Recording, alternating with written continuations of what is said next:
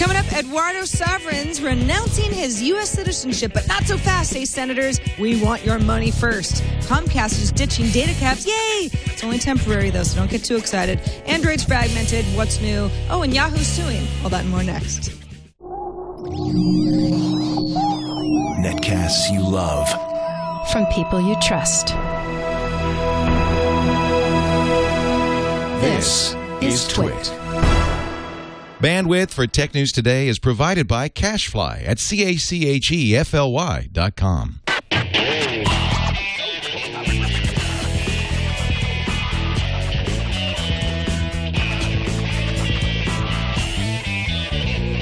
This is Tech News Today for Thursday, May 17th, 2012. Tech News Today is brought to you by Gazelle, the easy way to sell your iPhone, iPad, iPod, Android, smartphone from your home or your office so you can get the latest versions. Get a risk-free quote that's good for 30 days at Gazelle.com.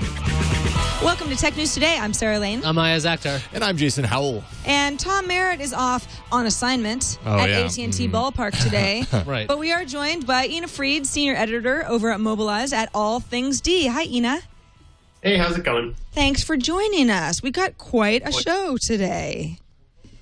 Definitely. Looking forward to it. Unfortunately, it's a pretty slow week, especially when it comes to social networking news. Yeah. Iyaz, unfortunately, you're having to follow the story about Facebook. Are they even doing anything? Yeah, these days? I know that it's been really quiet. I know nobody's been talking about Facebook, and they've got a couple million people go to that site. But well, they're doing a small IPO, and it's been dominating the week of news. And I believe it was like last week this stuff came out. But Eduardo Saverin, Brazil-born, Singapore resident, renounced his U.S. citizenship.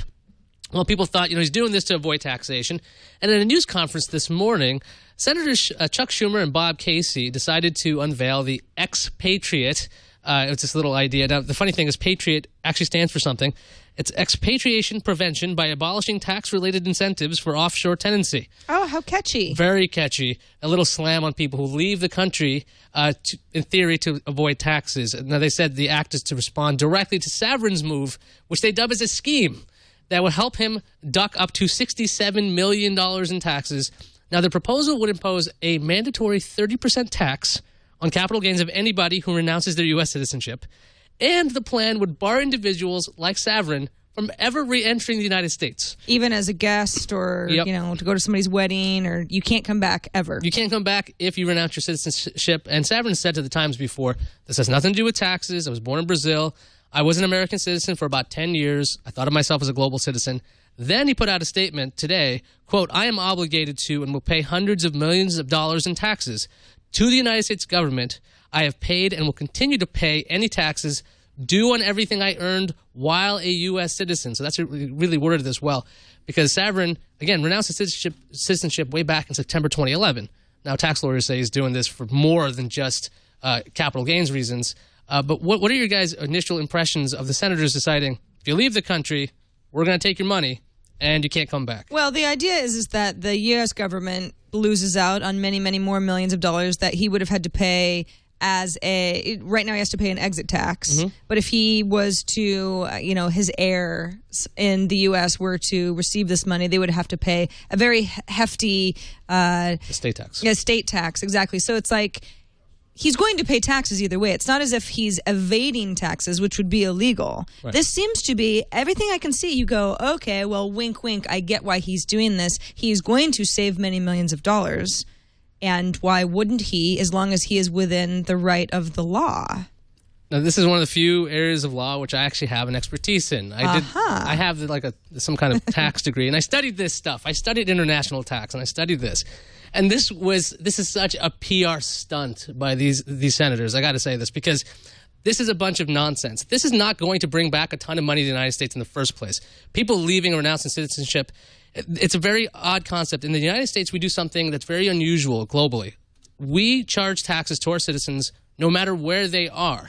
Now, other countries, they require residency to actually impose taxes on you. The idea is, hey, look, you're not in the United States. You're not in this country. You're not using our highways. You're not using any of the stuff we give you.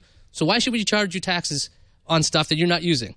The U.S. has a totally different thing. They're like, you're a citizen, you pay up, and there's a foreign tax credit. So if you pay tax somewhere else, you can get a credit back.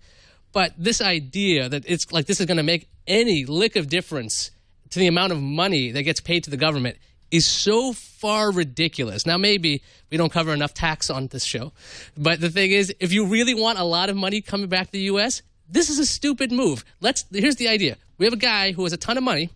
He avoided the taxes, which is he's allowed to do. You're allowed to pay minimum taxes. You don't have to pay anything you don't have to pay. So he leaves the country with a ton of money, and we never want him to come back to spend that money ever. We don't want him to come to our restaurants or do this thing called tourism or anything like that. But Saverin also said he'd still invest in U.S. companies because he put his life savings in Facebook when it was starting up, when it was just a dorm-based thing. So this stunt I was just ranting and raving this morning, and I'm having a field day with this one. I just had one thing. Go ahead. Had one thing to this, which is the funny thing to me about all this is what companies are doing all the time. So companies are avoiding U.S. taxes by parking a lot of their money and their earnings and their assets offshore. It's a big issue. It's a real big dollars issue. So it's kind of funny where you have a person acting like a corporation. Maybe we need some Supreme Court holding that people are corporations too. It's just this great, like, okay, everybody knows about Facebook right now. Let's point at somebody and say, let's get this guy. But like you said, this is something that companies do all the time, and it's set up. There are rules that once you set up the rules, it's like if you like gaming, you like to cheat at games or try to bend the rules of games. That's what tax is. You can do this all the time. There are a bunch of rules that you can just decide, I'm going to use this to my advantage, and I know if I do it this way, if I go A, C, B in my transaction, I pay less than if I go A, B, C. You just take advantage of the rules. I understand these. I understand what the senators are doing. I understand that they're like, well, hold on a second. These laws are written terribly. We're losing out on money. We just want more money from these people before they leave the country forever. And then we just want to say you can never come back because America's so great and we're somehow going to zing you on your way out the door. But why is this happening now? Is it really about Eduardo Saverin? Is it just because he happens to have, or he stands to make so much money in just a few short hours that this has to have come up before? Well, it seems like when I was watching the little press conference, a little clip of it, and it was so the guilty mother approach of he came into this country and we gave him an education and now he's leaving us. And it's like, really? Is that the approach you're going to try to use? And it's pretty much solidified on this particular guy. It'd be one thing if it was Mark Zuckerberg, like running off and doing this. That'd be pretty interesting. Yeah. This is a guy who was born somewhere else, was a citizen, and has lived in Singapore for a while. And not a lot of people think Singapore is a great place to go because there's no capital gains tax. Sure. But that's a whole other thing. I think it's a little silly of him to say this has nothing to do with taxes because clearly, well, I don't know what's going on inside his head, but it obviously has something to do with taxes. But it's not like he fled the country. I mean, he used his rights to leave, so he left. And so, if you're going to get mad about this, it's silly to me. Eduardo. Well, we'll see how the Expatriate Act goes on in Congress. Meanwhile, London's Metropolitan Police Service has begun a system that you're either going to love or you're going to hate, depending on how much you value your privacy. The system is supposed to allow officers to extract data within minutes from a suspect's mobile device while they're in custody. The company is called Radio Tactics.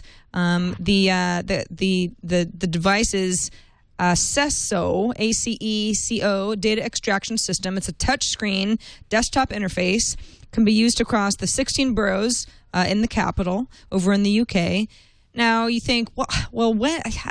So when would they be using this? Well, if you think back to the riots that happened last August, that is the sort of thing that would have really come in handy. A lot of those riots were purported to be coordinated via Blackberry Messenger, for example, through BBM. RIM at the time had promised to cooperate with police, but the way that they have to deal with this data now is current costs are high for traditional methods of processing the evidence. Well, how do they process the evidence? Well, they have to send these devices, a cell phone, for example, to a forensic lab. This can create months of delays.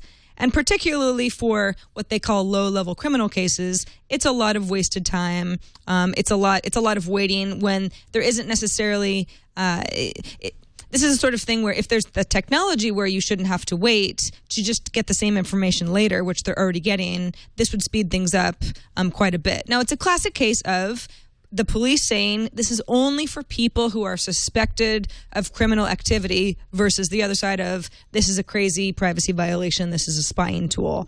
And then there's the question of what happens to extracted data. Let's say there's a suspect who is suspected of a criminal activity. You got their mobile phone, you've gotten their data, and then the person isn't charged of anything. You know, what happens in that case? And there are some gray areas of officers. There was an officer that was convicted of stealing information in this case already. What do you make of this? Does it scare you? Do you think this is just a faster way to get to the data that they're getting anyway?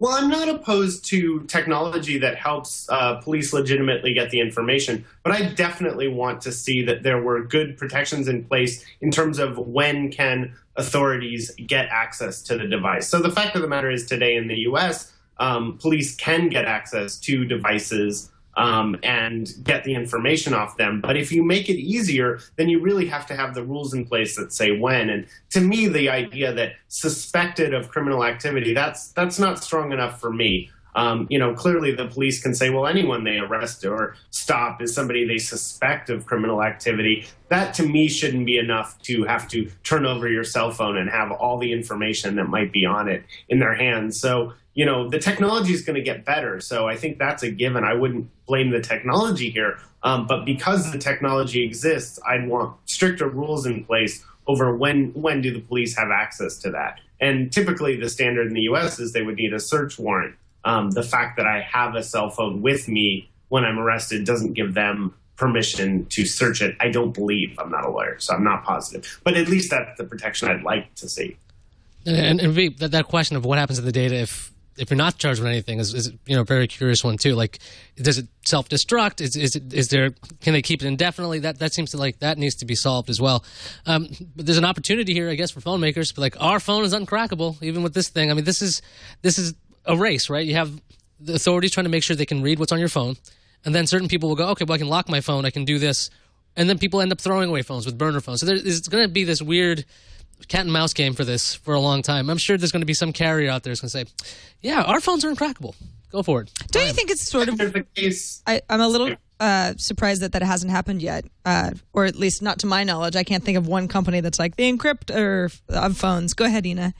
Well, this has happened with computers and hard drives. There's a case that's been going back and forth about whether U.S. Immigration and Customs have the right to make you decrypt your laptop as you enter the U.S. So there's a law that gives them permission as you're coming into the country to look at your laptop. So in this case, they would have the right under the law to look at the information. And the question is, if you use encryption, can you be forced to decrypt in this case, it was a laptop, but the same thing would apply to cell phones. So you can encrypt devices, but it's not totally clear that you won't be forced to decrypt them.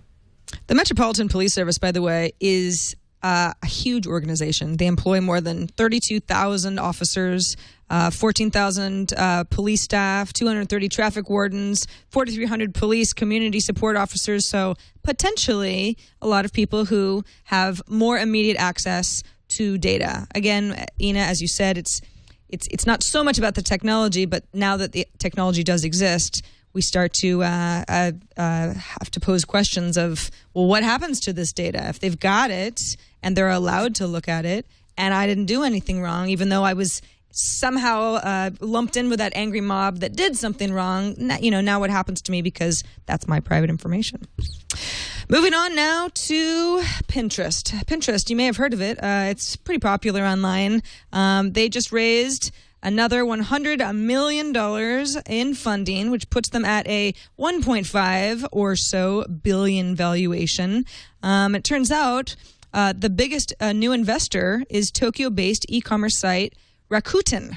Rakuten, if you're not familiar, is already one of the largest e-commerce sites in the world, definitely the largest in Japan. They have a flagship product called Rakuten Ichiba, founded in 1997, did 4.7 billion revenue in 2011. So they are far and away a very successful, very profitable company.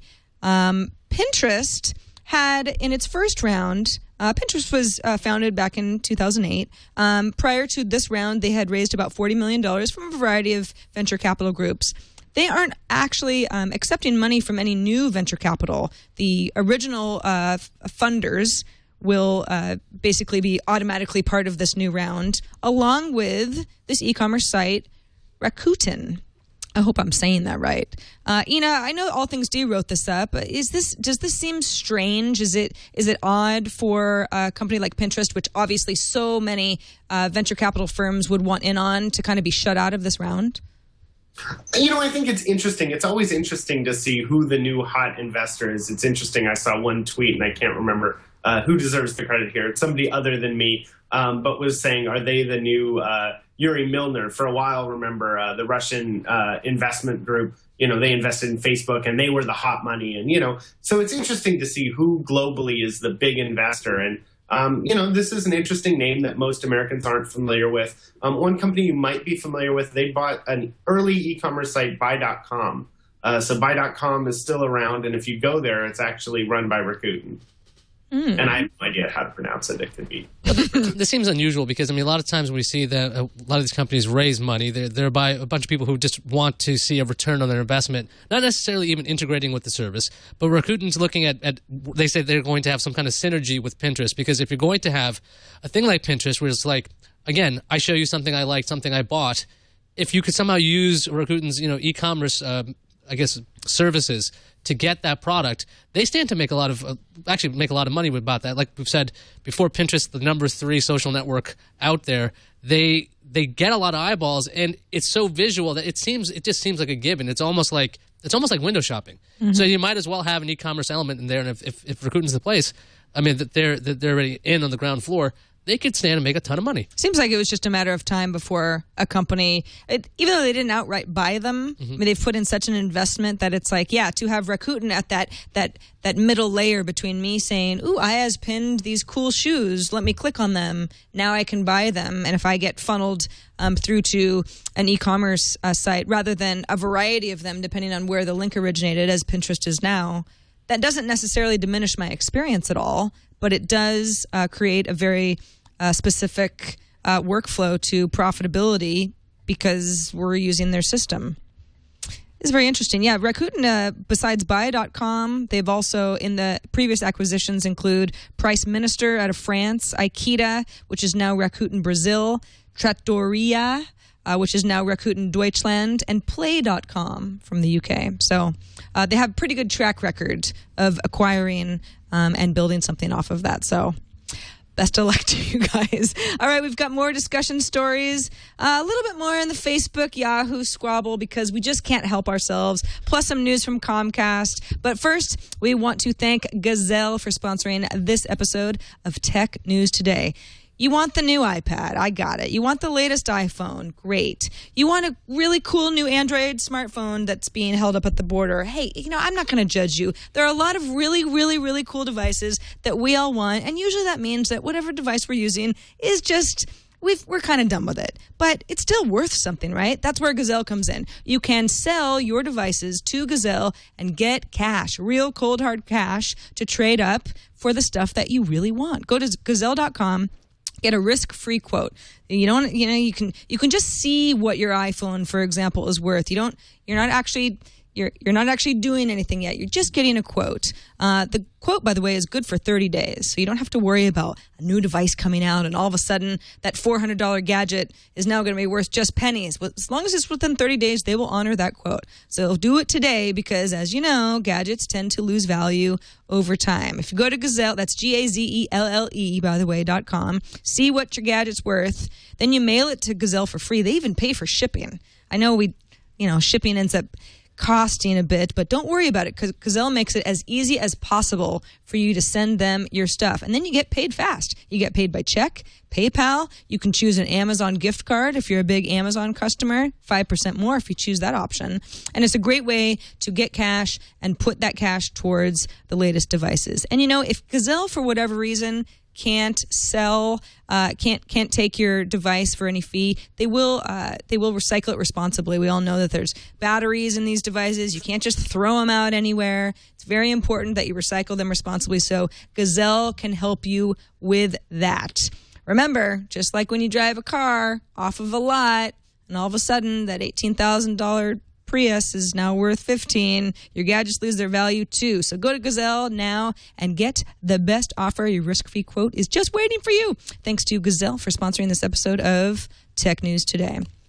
All right, I said we were going to talk about Facebook and Yahoo, and I wasn't kidding. Yahoo interim CEO Ross Levinson is already contacting top executives at Facebook. So we hear looking for settlement options anyway, in the patent infringement lawsuit that Yahoo launched under Scott Thompson. Things have changed quite a bit for Yahoo just since this all began. Yahoo initially filed patent lawsuits in March and then took issue with Facebook counterclaims of their own patents in late April. And they had claimed at least 2 of the 10 Facebook patents were unenforceable due to a variety of reasons: inequitable conduct, tainted and retaliatory. At issue, what Facebook says is, okay, so Yahoo says that there's an inventor affidavit that doesn't exist at the U.S. Patent Office. This is something that we would have had to file. Yahoo claims that these patents don't list inventor Joseph Liao, and there's no sworn statement by him in the patent office, and this is all stuff that would have needed to happen for these patents to be valid. Yahoo's saying they didn't do any of this. Facebook is saying it's really sort of a sense of, well, who's right and who's wrong here. Facebook's saying this is all in the patent office records. I mean, what's wrong with Yahoo here? Are they just not reading things? I don't want to make a joke about Yahoo missing important details of things because that would just be too easy. But yeah, Iyaz, you're laughing already. I'm not making the joke either. I'm just trying not to make the joke of Yahoo missing something again. Okay, so when Yahoo did this, right, when they back with under the Thompson era, it's so long ago, Thompson era, when they were going after Facebook, because Facebook was at that time was all rumored to IPO. And so they wanted to get a quick grab of Facebook shares. Hopefully, Facebook would freak out and give them some shares and shut them up and move along. And Facebook's got better representation than that. And Yahoo's kind of a mess when it comes to their legal team. I mean, Yahoo tried in the press to spin part of Facebook's acquisitions of patents as, well, Facebook bought them from a non-practicing entity, so they aren't very nice. Doesn't really matter if it's from a it doesn't matter where they got them from. If they're valid, they're valid, and Facebook could actually use it, becoming a practicing entity with this stuff. So it's kind of a fun little thing there. It's just showing that Facebook isn't afraid of Yahoo at all, and they're ready to IPO tomorrow. And the thing is, they aren't backing down from Yahoo at all. It's smart for the new version, this new Yahoo with Levinson, and I'm sure Loeb is over there saying, hey, maybe we should not be picking on Facebook. Maybe we want to partner with them instead of getting in their face. Maybe the new Yahoo that's been installed for what now, like a week? Something like that. Can have a different relationship with Facebook instead of being this kind of little angry search engine that's hopping around angrily. I guess they're not a search engine; they're a media company. Yeah, it's hard to know what they are. We haven't talked to Yahoo in a while about what are you exactly? What exactly are in you? one phrase, Ina, All Things D has been on the Yahoo case, covering every detail, every angle of what's going on with Yahoo, and particularly Yahoo versus Facebook. Is it actually conceivable that Yahoo just didn't do their due diligence and are accusing Facebook of something that simply isn't true? Well, I mean, I think, to take a step back from all this, patent battles, you always find something to battle over, and there's no shortage here. They certainly are finding a few things to battle over. I do think the most interesting thing potentially is this idea of trying to work together. There's a couple ways to resolve patent suits. The longest, most expensive way is to ultimately have a trial and go to court. A lot of these get settled, and sometimes they get settled for money, and sometimes they get settled with some sort of product agreement. To date myself a little, I was covering Microsoft back when they settled all their antitrust suits. So for years, they'd had all this litigation with the government, but also with all their rivals. And all their rivals ended up settling with them for the most part. A lot of it had to do with money, but some of it also had to do with product agreements. So Sun would settle, AOL would settle, and they would get money, but they'd also get something else they want. So it'll be interesting to see if Yahoo can come up with the something else they want. Yahoo has some pretty deep Facebook integration in the past in some of their products. That's proven a successful model at times for products, is to have really tight Facebook integration. So they might decide that there's something better strategically than fighting over patents. I will say, I do remember back to those things, and oftentimes what the companies got out of Microsoft, other than the money ended up amounting to very little. I wish Yahoo would just talk to its Bing buddy and say, hey, Microsoft, you know how you're pals with Facebook? Can you smooth this over for us? Because we are really shooting ourselves in the foot right now. The timing of all of this is very interesting. I mean, Facebook's IPOing tomorrow. Facebook at least appears to not be worried about this. I think that one of the quotes was, Yahoo has no coherent theory or facts suggesting deceptive intent. I mean, that's pretty much someone being like, psh, you have no idea what you're talking about. Just stop. That's the educated way of saying, you don't know what you're talking about. No coherent theory. I love that. I mean, that's them's fighting words. All right, well, things might change in the next day or so. Tomorrow is going to be very exciting indeed. So we'll be sure to update you on the latest happenings in Yahoo versus Facebook. Moving on now to Comcast. They're ditching data caps. That sounds great. Yeah, this is crazy. Comcast announced it's dumping its 250 gigabyte data cap for residential customers, and this has been in place since October 2008. Now, this is going to be happening slowly. Two approaches are being tested out in the next few months. Okay, so there's one approach which is you pay a fee. It's 300 gigabyte monthly cap for basic service and higher caps for more advanced levels of service. So you pay extra there, and then you can pay $10 for additional 50 gigabytes. Or it's 300 gigabytes for all tiers of service and $10 more for 50 gigabytes or more. Now, a spokesperson for Comcast said, quote, in the vast majority of our footprint, the data cap will be suspended while we conduct the tests. So that means when they start doing these tests, that 250 gigabyte cap is gone for wherever this is affecting that. These tests will begin as soon as Comcast has, quote, operational readiness and is able to notify customers.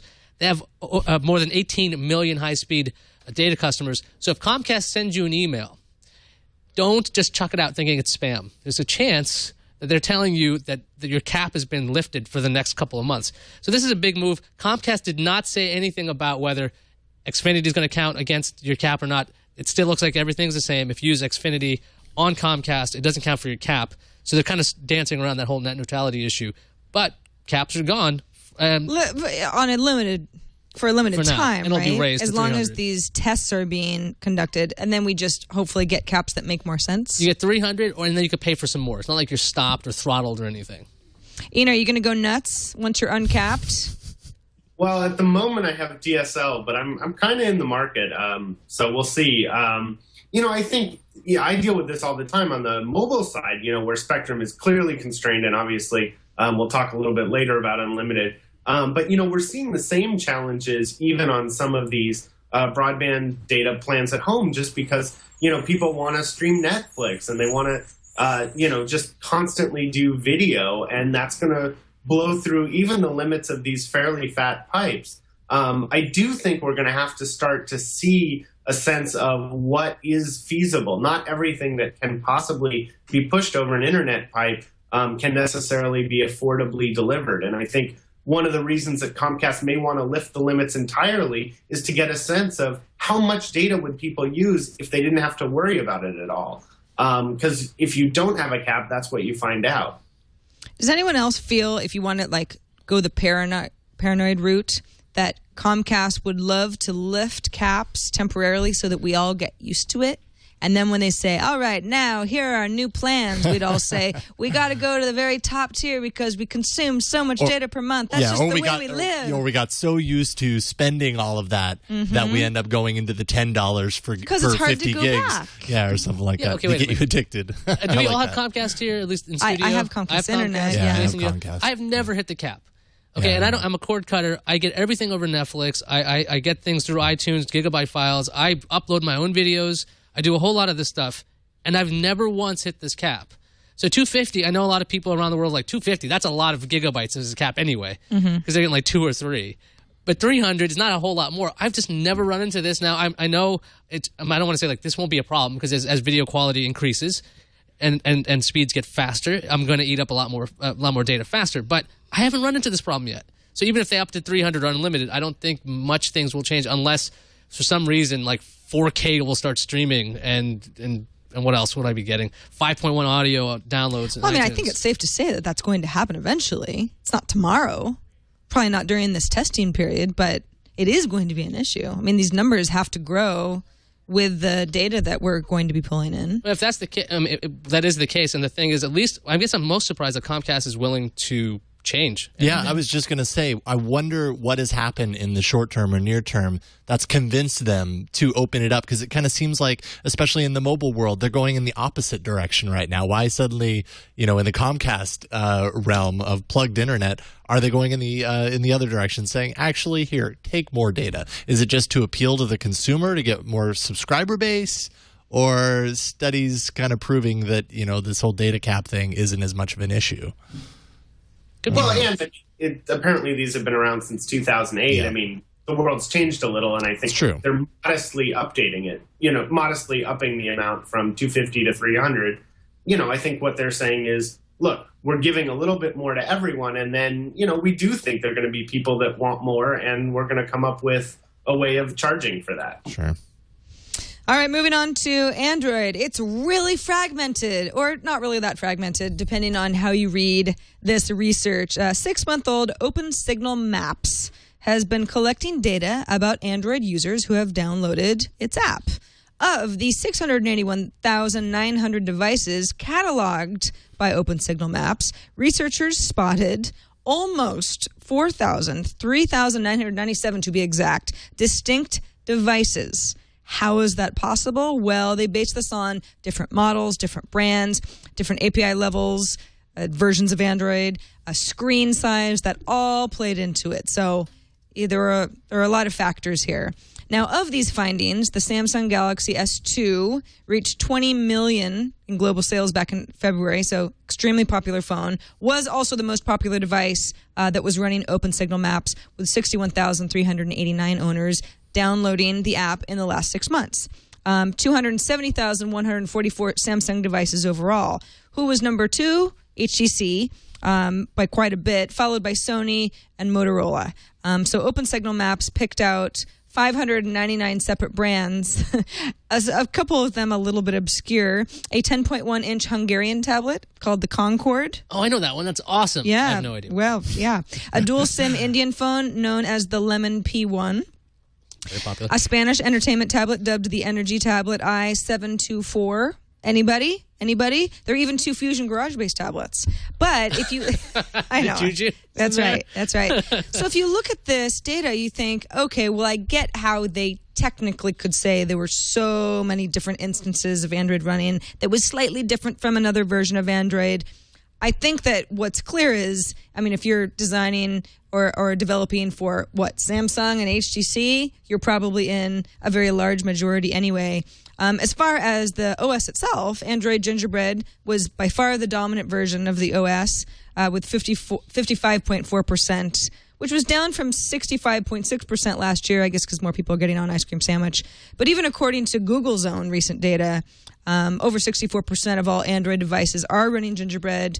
Less than 5% are running the latest version of Android, Ice Cream Sandwich, and we're already talking about Jelly Bean.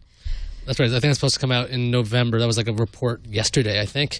It hasn't been officially announced, by the way, but we're still expecting it at this point and holding them to blame for it. The report was that whole Nexus line's coming out by Thanksgiving or something like that. But this you have a free operating system, right? It's going to be on lots of devices. The fact it's on 4,000, not that surprising. If this was Windows Phone or some other proprietary thing where there's a license involved, I would be just shocked that it was this fragmented. But 4,000, we're talking about, like you were saying, some of these really unknown brands, or like you'll see, you don't really get the true Google experience. The Samsung version of it, I think, is pretty close because it's licensed and you have all the Google amenities, like all the Google apps built in. But like, I don't know if it shows that everybody should keep trying with this free operating system. Is skinning the way to go? But Samsung, they have a huge chunk of it, and HTC, they've skinned it. Actually, the top 4 all have skinned their stuff, or 5. LG, Samsung, HTC, Sony, Motorola, they all have their own take on Android. So I wonder if that's the key to this, because I don't know if plain vanilla Android is getting anybody any market share. I think it also depends on what fragmentation means. To me, absolutely, you think fragmentation means I can't run this app on this device. I can run it on this Android device, but not this one. Just because 2 phones have 2 different size screens doesn't necessarily mean anything. It absolutely doesn't. I think what's interesting about this whole fragmentation thing that always comes up, I feel like there's always a story about the Android fragmentation. And from what I can tell, usually it's the people that are not running Android or have not experienced Android are the ones calling it fragmentation. The ones that are running Android are calling it more choice, and are pegging it as, no, that's not a bad thing. It's a good thing that we have all of these options. I think the reality of this is that you have to, if you're an Android user, you have to ask yourself the question, does the reality of fragmentation actually equal app incompatibility? And I'd say by and large, it actually doesn't. If it does, you're probably running a low-spec phone. And in the PC market, if you get a low-spec PC, you can't run big, knock-em sock-em games on your low-spec netbook. So it's kind of the same thing there. Or B, you're running outdated hardware. And, in the current age of phones right now, there's so much kind of progression through the hardware that, yeah, your phone isn't going to last much more than 2 years right now. Maybe someday it will, but right now it doesn't. So you just kind of have to change that mindset a little bit. I see it as choice. More and more as this comes up, it's less about that fragmentation word and more about just having options. I think it's a good thing. I take a little bit of issue. I mean, I think it's not as bad as the people that make it out to be the worst say, but I don't think it's all rosy either. I talk to a lot of developers, and particularly if you're doing an app that touches the camera, I mean, it is one of the challenges they face. It is really hard to test. Will your app run? Sure, but do they encounter bugs all the time because of this configuration or that? Yeah. It's still a challenge. It is a legitimate challenge for Android developers. And there are a lot of benefits to having all that choice out there. And I don't think just because there's another model inherently means there's fragmentation. I think one of the challenges of this issue is it is subtle and it is nuanced. Not every extra piece of hardware necessarily creates fragmentation or challenge for the developers, but some do. If you do the camera a little different, or sometimes a screen size issue can be smoothly handled and sometimes it's a problem. But it does mean a lot of testing, and it does make it hard for small developers that are building a particularly complex product. Sure, and I agree with all that. Absolutely. I think where I seem to be heading these days is in the comparison to the PC market, where it's kind of similar to that, right? Like you could have 10 different PCs, and based on the drivers that you have installed and everything, an app might not run the same between all of those. But in the PC world, we're kind of okay with that, and we kind of expect that and plan ahead for that, and it informs our purchase decision. I feel like that is personally the way it is in Android as well. I guess the tricky part is convincing new consumers or new people coming into the Android world that that's the way it is, and is that too much to ask of them? I don't know if it is. I think it's also it's still too hard to know when I buy a phone, when will this be upgraded? Will it be upgraded? They've talked a lot about it. They talked a year ago at Google I/O that, all these people were committing to more frequent updates and upgrades for a period of time. I haven't seen a lot change. Yeah, you really haven't. It's true. I've sort of come to the idea that, if you're the kind of person that's going to want to update your phone, you're probably a Google Nexus type customer because Google is going to make sure those devices can stay current. They're always going to have the specs that you need. And, a lot of people don't need the latest specs and are okay with a few incompatibilities. Sure. All right, let's move on to the news fuse.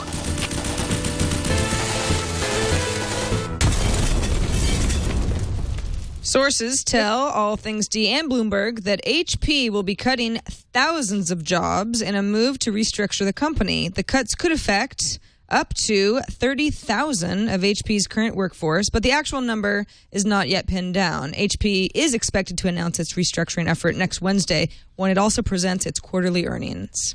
It's still Facebook IPO week, so let's cram in some more Facebook news while we still can. Facebook is holding an all-night hackathon at its Menlo Park headquarters tonight, and it's going to end when Mark Zuckerberg rings the NASDAQ bell remotely from Menlo Park. He's not going to be on the floor, but he will ring it remotely. That's right. He can do that because he's Mark Zuckerberg. How modern of him. Oh, yeah, about that IPO. Facebook announced that its stock will be priced at, drumroll please, $38. That means the company will be valued at around $104 billion and will raise $16 billion for itself. Wow. It's a lot of money. This week, comments by Verizon Communications CFO Fran Chameau made people think that Verizon was forcing users to lose their grandfathered unlimited data plans. However, Verizon Wireless made a statement and said that if they did such an action, it would be fair warning. If you have an existing phone and it has unlimited data, you'll be able to keep it. Things might be different if you upgrade, though, right, Ina? Do I have that right? Yeah, I mean, basically, unlimited plans haven't been offered for quite a while now, and Verizon was pretty clear before it got rid of them. They said, hey, these are going away. And, we all wrote stories saying, if you want an unlimited plan, better get it. They're doing the same thing here. They're saying you're probably not going to be able to upgrade to a new phone pretty soon and keep your unlimited plan. So if you have an unlimited plan today and you haven't upgraded to the phone you want for the next little bit, you better do it. They are going to make it starting this summer so that if you upgrade, you have to go to one of their shared data plans. They're going to add shared data plans that let you share data across devices. So that's good for most users. But for those on unlimited plans, they won't be able to upgrade. They actually added one more option, which is if you want a new phone and you want to keep your unlimited plan, you can do it, but you're going to have to pay the full unsubsidized price for your phone. So if you use just a ton of data, this still might be an appealing option to you to keep your plan, get a new phone, but pay full price for that phone. And Verizon is not killing anybody's grandfathers, right? As has been misreported by many other. I'm pretty sure there's a group that doesn't like Verizon, though. I'm sure that's going to be their next argument. To be clear, Verizon is not killing. Verizon hates my grandfather. No, How could you? That is not the case. No. Anyway, all right, Gumshoes. Who took out the Pirate Bay via DDoS yesterday? Huh? Yeah, who did it? Well, a person calling themselves Anon Nair has taken credit via Pastebin and says he or she is against Anonymous and, quote, sometimes helps the feds, but didn't mention how they pulled it off. The Pirate Bay is back to normal operation today, though.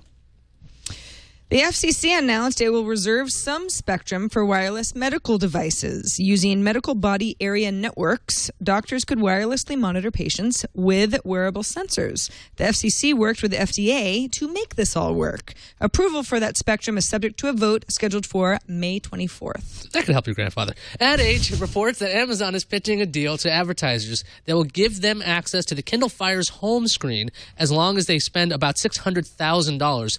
Now, Amazon declined to comment to Ad Age, but that could mean something like a Kindle Fire with special offers, maybe a cheaper Kindle Fire. We'll see. Interesting. Twitter's all about following other people, but you know what? Twitter won't follow some if you don't want. Ed Felton, CEO of the FTC, said Twitter is enabling the Do Not Track feature in Firefox that will let you opt out of cookies, so your data won't be collected. The Firefox feature works only if a website agrees to it. Professional book critics, sit down. I have some bad news for you. Uh-oh. According to Harvard Business School professor Michael Luca, your reviews in aggregate are about the same as the overall score at Amazon.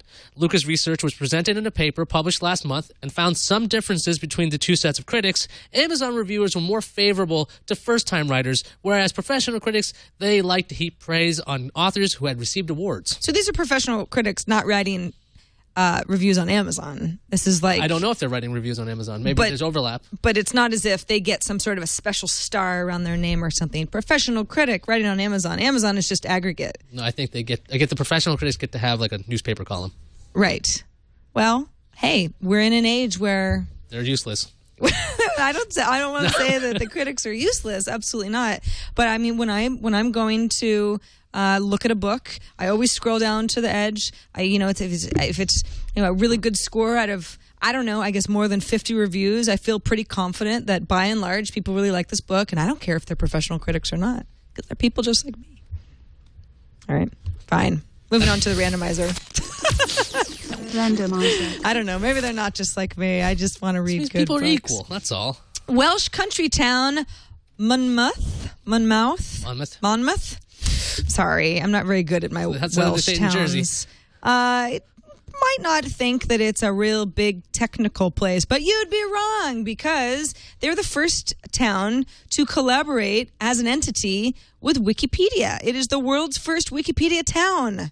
So what does that mean? Well, it means that the town has plaques all over with QRpedia codes, over 1,000 of them actually. They have them on schools, public buildings, exhibits, a museum, that sort of thing. So if you scan the code, then you get all of this interesting information coming from Wikipedia, of course, that helps you learn more about the town. It's a small town. As of 2001, there were under 9,000 residents. But they've also got free public Wi-Fi that's been set up, so it's not as if you have a hard time scanning anything. You're pretty much online at any point.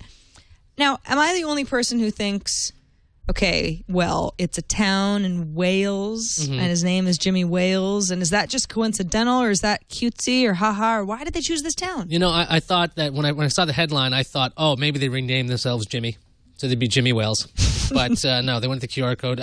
You know, this seems like a stopgap thing before like augmented reality stuff actually works. Yeah. Like, oh great, I can walk up to this building and have my QR code and I can scan it as long as my camera app knows what I'm doing. Yeah, it's like, are those bolts easily removable from those historical monuments when we take those QR plaques down someday? They can redirect. Hopefully there's a nice redirect on that. It'll be later on. Be like, you can get this app. Or, I mean, their logo even isn't like an inverted Wikipedia W. It's like, yeah, it's snazzy and everything. I don't want to rain on this thing, but I just can imagine just a jerk with a marker just screwing up everything. Because the QR codes are really sensitive. Like they have to be very clear and neat. And if one person just marks it up, it's going to suck. Ina, what do you think? Are you going to go to Monmouth and start scanning up the place?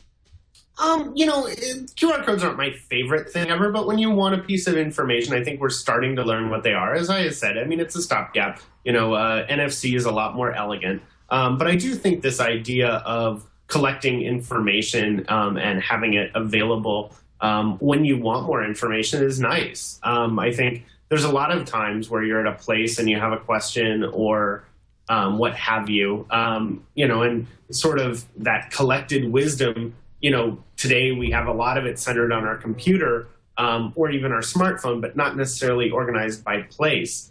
So I do think location-based information is really interesting. I'm not sure, you know, that I necessarily want it all over town, but I think doing experiments like this, putting them all over one town and seeing where is it useful, where isn't it, is actually beneficial. So I'm happy that they're doing it in Monmouth. So, you know, I don't have to walk all over San Francisco and see QR codes, but they're so good looking. I mean, QR codes are really, really beautiful things. More the better, the right? splotchy block. I could see this. You know, there's at least in the U.S., a lot of us make pilgrimages to Washington D.C. Somewhere in junior high, and you go to all the monuments and you learn about a lot of stuff. And I can see something like this being implemented where it could really be helpful, educational for families and kids in school and that sort of thing. But I don't really see it being adopted on a grand scale in a huge city. These are putting out of work tour guides. This is the thing. They're killing the tour guide industry at this point. The robots are taking over. I'm also thinking about killing American jobs. I'm thinking about the pranks Welsh here. jobs, too. When you scan it, it says Shire Hall, and then it could be like the first line, I can see you. I mean, there's so many pranks that you could do with this because anybody can edit it. I'm just channeling my high school self. You could say it about Wikipedia, too. Well, for this particular thing, it's like it's a little different. I've already got pranks in my head. I shouldn't be telling people. I can see. The wheels are in motion. Yes, they are. Why don't you stop pranking whales and tell us what's on the calendar? Sure, I'll stop pranking whales. The EVO 4G LTE, it's supposed to arrive tomorrow for $200 from Sprint. But yeah, you can't do that. Because it's delayed at U.S. Customs. They have all of them, and they're enjoying them, apparently. Some reports say that Sprint is making it impossible to cancel pre-orders. So enjoy your box of nothing. Sprint's Tri-Fi hotspot, though, which does LTE, WiMAX, and 3G, will be available tomorrow. U.S. Customs hasn't messed with that. And August 28th, that's the day, a Delaware judge has ordered HTC and Apple to have a nice sit-down and mediate their patent beefs. So they're going to settle things out of court. Maybe. Let's check what's incoming. Incoming message. Got an email from Harry who says, TNT crew, I'm a Washington, D.C. commuter. Hey, we were just talking about D.C.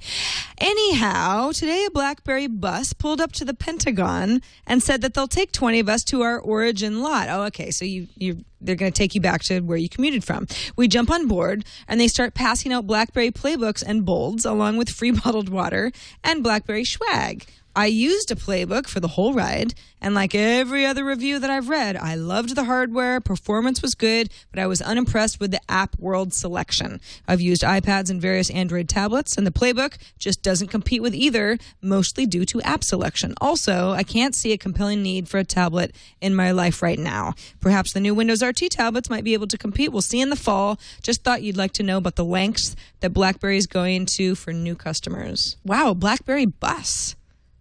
Like, get on board. Play with the playbook. Want some water? I mean, that's one way to sell the playbook. I mean, we have one sitting here that doesn't really do much other than we bring it up. We hold it up when we talk about It's a visual aid. That's all it is. See? It actually works. You can see it. It's something like this. Yes, and then you can go on the bus and use it. This is an interesting marketing thing to do, I guess. I mean, DC that's actually a pretty smart place to do this. A lot of government workers, they use a BlackBerry probably every day because if they're working in the government, that's secure. Why not go, here's the playbook and here's the future? It'd be really cool if he happened to have, like if Harry got to play with like the BlackBerry 10 operating system instead of like this current gen stuff, which is on its way out. Ina, what do you think? You going to get on the BlackBerry bus and get taken back to your car lot? I mean, I don't even know what to say. I'm speechless. I think BlackBerry's got a lot of challenges, some of which are awareness, but a lot of which are on the product side. So as Iyaz is saying, I mean, the real thing they need to do is get out new products that are going to compete. I mean, having people play with the old ones, I don't think is really a big part of the answer. That said, DC is an important market. Government is a loyal BlackBerry crowd. And you do want to sort of keep them in the fold. I mean, one of the things, for all the fact that we talk about all the market share they've lost, they do have a customer base and they want to get that customer base to just hang on until they have something else. So to that extent, I think doing things to say, hey, we're still relevant, and keep those people literally on the bus isn't a bad idea. Absolutely. And in Harry's case, he even said, I don't even really want a tablet right now. It's not as if he's like, I won't give up my iPad for a playbook. He says, maybe Windows will come up with something that I really like. Right now, it's not going to be anything. Well, then Rim can also guilt you. It's like, remember, we gave you a ride. You should buy one of our things. Come on, seriously. Come on. You love that playbook. You do. Give you a ride. That other bus, the one you usually take, is really awful and smelly. Let you play with their tablet? Does a municipal bus have a tablet? No. Our bus does. You are hydrated, sir. Buy this playbook. All right. We want to thank everybody who submitted to our stories on our Reddit page, technewstoday.reddit.com. Not only can you submit stories, but you can vote them up or down. Every single day, you help us choose what gets into the Tech News Today lineup. So thanks to everybody who submits to our Reddit. We love you. And thanks so much to Ina Fried. Thanks for joining us. Let people know what you're up to online these days, stories that you're working on, and where they can find you. Well, we'll certainly be having extreme team collaborative coverage tomorrow of the Facebook little going on that you were talking about. June's going to be fun. We're going to have a bunch of developer conferences in the mobile world. So back to back to back, you'll have Apple's developer conference, then Microsoft's doing a little thing, and then Google I/O. But before that is our big D conference in Southern California. So just after Memorial Day in Southern California is the big D conference, and Tim Cook's going to be one of the headliners. So that'll be really interesting because nobody's really heard what he has to say on a variety of topics. Yes, we will be waiting with bated breath to see what he says. That's awesome. Well, thanks so much for joining us. Thanks to all of you for joining us. Remember, you can get a hold of us, Tech News Today at twit.tv. Give us a call, leave us a voicemail at 260-TNT Show. Tom Merritt will be back tomorrow, and so will Darren Kitchen for Liquid Friday. We'll see you guys then.